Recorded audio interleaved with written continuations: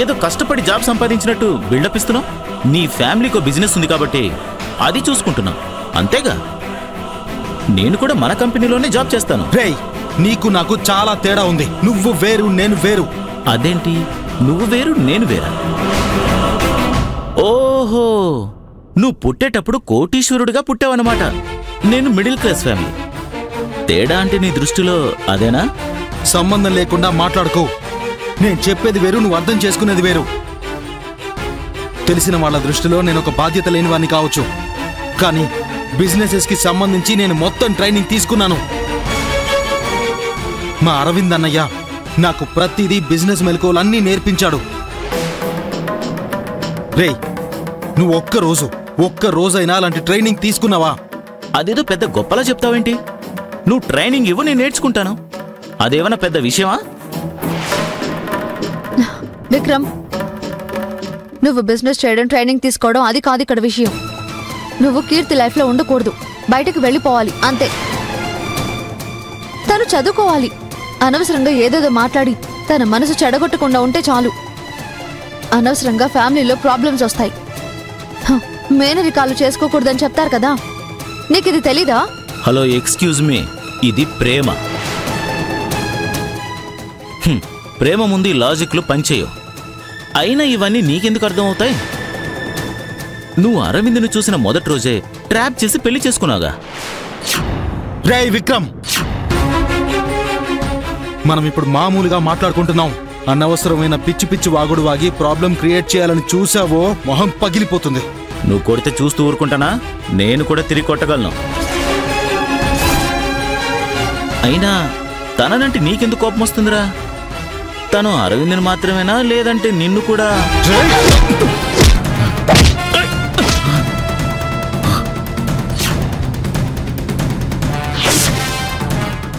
చంపేస్తాను. ఆది ఆది ఆది, నోటికొచ్చినట్టు వాగుతావేంట్రా? అయ్యో వద్దు, అది నా మాట విను. వదులు వదులు పవి. ఈ రోజు నా చేతిలో అయిపోయాడు వీడు. చాలా ఎక్స్ట్రాలు మాట్లాడుతున్నాడు. అయ్యో ఆవేశపడక ఆది, ప్రాబ్లమ్స్ వస్తాయి. వదులు పవి, వీడంతా చూస్తాను ఈరోజు. అయ్యో ఆది, నా మీదే చేసుకున్నావు కదా. ఇదే ఫస్ట్ అండ్ లాస్ట్. నువ్వు జాగ్రత్తగా లేవో చంపేస్తాను. నీ ఇంటి ఆడవాళ్ళని కంట్రోల్లో ఉండమని చెప్పు. ఆది ఆది వదులు.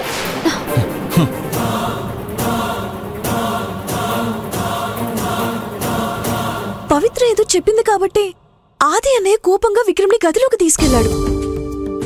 ఏమవుతుందో అని భయంగా ఉంది. బొడ్రాయి అడుగు కూర్చోడానికి తప్ప దేనికి పనికిరాదని ఇంట్లో మనం పెద్దవాళ్ళం ఉన్నా లెక్క లేకుండా విక్రమ్ని మాత్రమే గదిలోకి తీసుకెళ్లి మాట్లాడడం ఏంటి? అంటే అన్నాం అంటారు గాని ఎవరి నిర్ణయాలు వాళ్ళు తీసుకుంటే ఇక మనం ఎందుకు, మన పెద్దరికం ఎందుకు?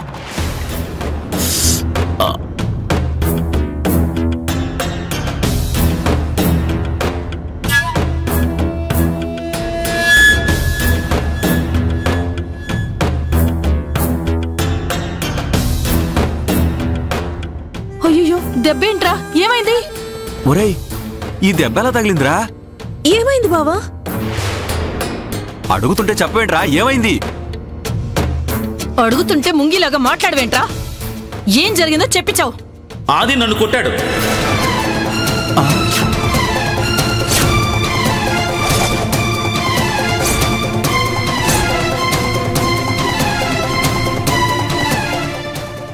పవిత్ర మాట విని నా మీదే చేసుకున్నాడు.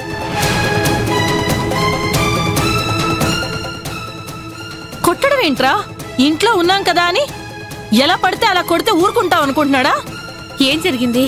ఏమనుకుంటున్నాడు సీత? అది నా కొడుకుని కొట్టాడు. ఎవడు పడితే వాడు చేయి చేసుకోవడానికేనా నేను నా కొడుకుని కనింది? నా కొడుకుతో మాట్లాడాలని గదిలోకి తీసుకెళ్లి పవిత్ర చెప్పిన మాటలు విని చితక్కొట్టాడు. ఇదేం పద్ధతి అసలు? ఏంటి దారుణం? అంటే మేమంటే అంత అలసుగా ఉందో వాడికి? తొందరపడకండి. ఏం జరిగిందో ఏంటో తెలియకుండా మాట్లాడకండి. తెలుసుకోవాలా? ఏం తెలుసుకోవాలి సీత? నా కొడుకు ముఖం మీద ఆది కొట్టిన మరక సాక్షిగా కనిపిస్తుంటే ఇంకేం తెలుసుకోవాలి? ఆదిని పిలిచి విక్రమ్ని ఎందుకు కొట్టాడో అడుగు. అడుగుతానుండండి. ఆది ఆది. వస్తున్నాను సీతమ్మా.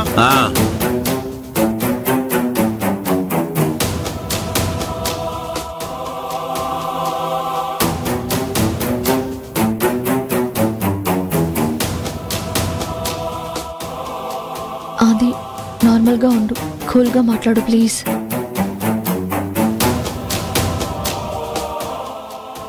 విక్రమ్ ని కొట్టావా? కొట్టాను.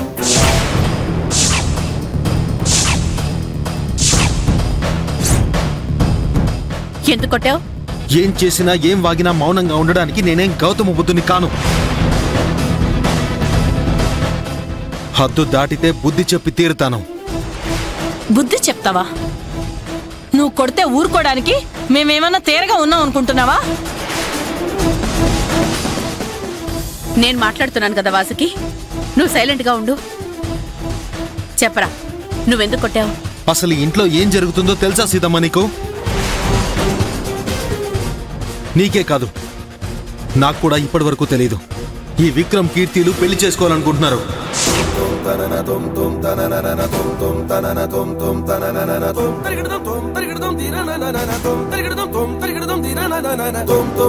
ఏంటి అదేదో పెద్ద నేరం అన్నట్టు చెప్తున్నావు?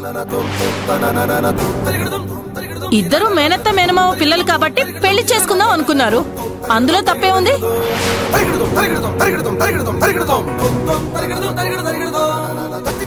ప్రపంచంలో ఎక్కడా జరగని వింత ఇదేమైనా? చూడండి పిన్ని, మనం ఇక్కడ మాట్లాడుకొని ఏం చేయాలో ఆలోచించాలి, అంతేకాని అరిచి దీన్ని పెద్ద గొడవగా మార్చాలని చూడకండి. ఈ విషయాలేవి మావయ్య గారికి తెలియదు, తెలియకూడదు కూడా. కాస్త నెమ్మదిగా మాట్లాడండి. ఏం మాట్లాడుతున్నావు పవిత్ర? ఏం మాట్లాడుతున్నావు నువ్వు? ఏంటి అరిచి గోల్ చేయకూడదా అంటే ఏంటి ఉద్దేశం? యారా అది నా కొడుకుని ఎందుకు కొట్టావు? వాడిని గదిలోకి తీసుకెళ్లి చెంప మీద కొట్టావా? ఇట్ట అడగాల? మీరు మాత్రం వాడిని గదిలోకి తీసుకెళ్లి ఇష్టం వచ్చినట్టు కొట్టేయచ్చు. అది చూస్తూ మేము గొడవ చేయకుండా సైలెంట్ గా ఉండాలా? అంతేగా మీరు చెప్పేది? పెద్దానికి తెలిస్తే ఏమవుతుంది అసలు? తెలియనివ్వండి. ఇప్పుడు కాకపోతే తర్వాత ఏం తెలుస్తుంది? ఇప్పుడే చెప్పేసి ఏదో తేల్చుకుందాం అంతే. ఏమే? అవును, అది అంతే, తేలిపోవాలి. మావయ్యకి తెలియకూడదని నేను చెప్పట్లేదు, ఇప్పుడున్న ఆయన మానసిక పరిస్థితికి తెలియకూడదు అంటున్నాను. ఆయన ఎలాంటి కండిషన్లో ఉన్నారో నాకు మాత్రమే తెలుసు. అమ్మగారికి అన్నీ తెలుసు, మా ఎవ్వరికి ఏమీ తెలీదు. తెలిస్తే ఎందుకు అరుస్తున్నావు వాసుకి? తను చెప్పిన దాంట్లో తప్పే ఉంది. ఇప్పుడు ఈ విషయాలన్నీ అన్నయ్యకి తెలియడం మంచిది కాదు.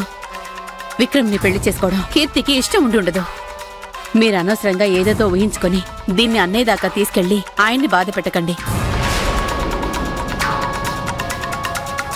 ఏమన్నారు? కీర్తికి నన్ను పెళ్లి చేసుకుని ఇష్టం లేదా?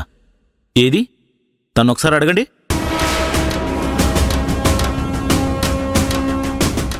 కీర్తి, ఇతను చెప్పేది నిజమేనా? కీర్తి, నిన్నే అడుగుతున్నాను, నన్ను చూసి చెప్పు.